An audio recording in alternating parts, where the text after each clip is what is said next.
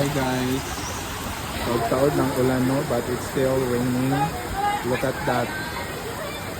Grabe din ang tubig guys.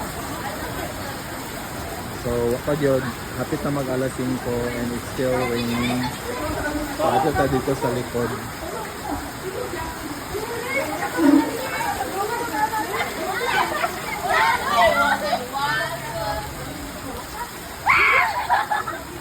Pwede wow. So murag ni taas na siya sugod.